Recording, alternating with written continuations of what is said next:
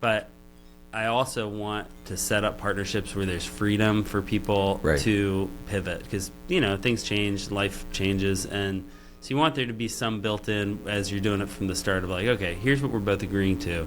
This isn't a marriage, right? And if this is going sideways for you or something changes, let's make sure we are proactively thinking about that.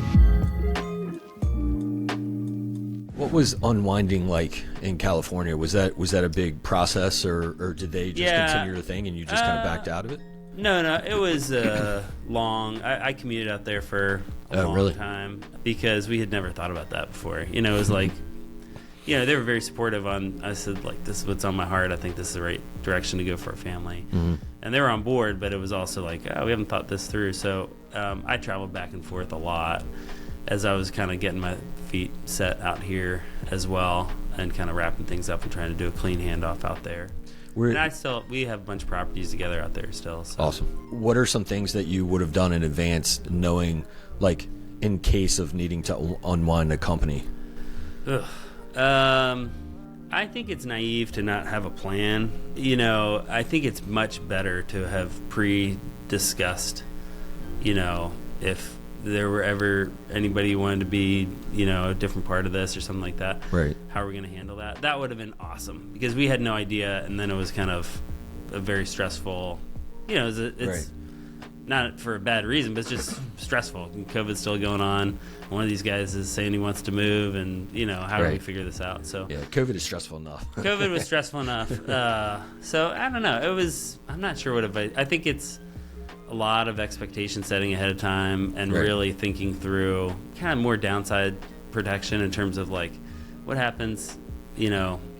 I am a big believer in partnering. I partner on a lot of the real stuff that I do. I partner on investing in small businesses. I'm almost always in partnering, but I also want to set up partnerships where there's freedom for people to pivot, because things change, life changes, and so you want there to be some built in as you're doing it from the start of like, okay, here's what we're both agreeing to. This isn't a marriage. Right. And if this is going sideways for you or something changes, let's make sure we are proactively thinking about that. Just from going through that experience, which was not a bad experience, but definitely gave me a lot of like, okay, if I ever go through this again, I'd rather be a little more set up. I was fortunate from the beginning to have a really strong attorney that I could barely afford at the time, where he was like, hey, you need an operating agreement. I was like, oh, what's that? And then so the operating agreement, me and my partners would come up with some terms of some deal or some agreement, but it missed, you give it to the attorney and he would add 50% or, add, double it in size basically. So, but he would add all the in case of, like, in case one partner leaves, in case one partner gets voted off the island, or, like all these different things for all of us to agree on before any of that happens. Yeah. And then it seems like once you line all that up in advance before there's a conflict, it's just way easier. Unfortunately, there was never a conflict we had to deal with. Yeah. But we had an understanding of what would happen in what I would consider almost every situation, even like death and everything else. Like, well, things happen people don't expect. It's.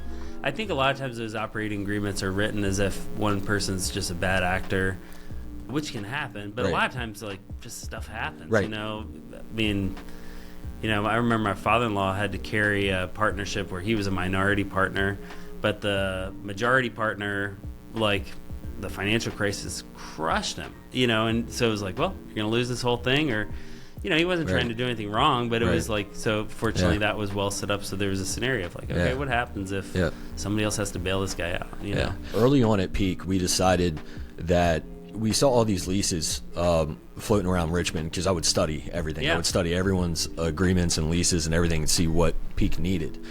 But almost every lease that I saw was, if you want to break your lease, talking about the residential tenant side of things, if you want to break your lease, you have to pay this amount of money, but it still doesn't guarantee that you break your lease. And by the way, you can never actually break your lease. You just have to pay this amount of money as a fee in case, whatever this, it was insane, where it basically said, even after you pay this, you can't break your lease until all these other things.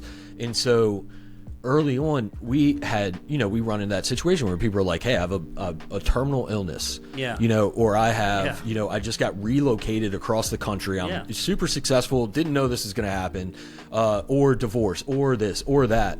And it's one of those things where it's like, our team could fight that tooth and nail every single day with our residents, or we could come up with a really smart break lease clause that is fair to the resident, that allows it and lays it all out in the lease ahead of the tenant needing to break their lease.